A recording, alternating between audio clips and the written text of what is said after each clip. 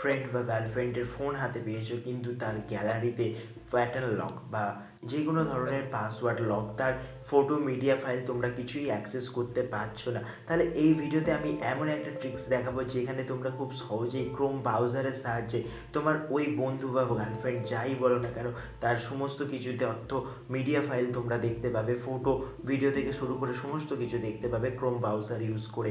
চলো ভিডিওটা বেশি দেরি না করে শুরু করা যায়। আর তোমরা যদি চ্যানেল নতুন হও চ্যানেলটিকে সাবস্ক্রাইব করতে পারো এরকম বাংলা ভাষায় সম্পূর্ণ বিভিন্ন টিপস পেতে।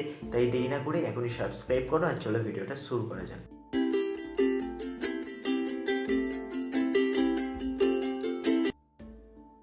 ক্রোম ব্রাউজারের মাধ্যমে গ্যালারির সমস্ত মিডিয়া ফাইলের অ্যাক্সেস পাওয়ার জন্য অ্যাট ফার্স্ট ক্রোম ব্রাউজারটাকে ওপেন করো এবং সেখানে সার্চ বক্সে গিয়ে সার্চ করো ফাইল, এরপর কোলন, এরপর 3টে ফরওয়ার্ড স্ল্যাশ, এরপর হচ্ছে এসডি কার্ড দিয়ে সার্চ করো।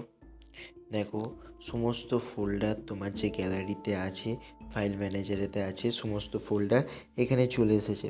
আমি যদি তোমাদের একটা ফোল্ডার খুলে দেখাই, আমার পিক্সেল ল্যাবে একটা ফোল্ডার মনে করে একটা ইমেজ তোমাদের খুলে দেখালাম। দেখো আমার এই ইমেজগুলো কিন্তু আমার এই গ্যালারিতে আছে, তোমরা এগুলো থাম্বনেলেও দেখতে পাবে, এগুলো সমস্ত আমার ইউটিউব থাম্বনেলের ইমেজ।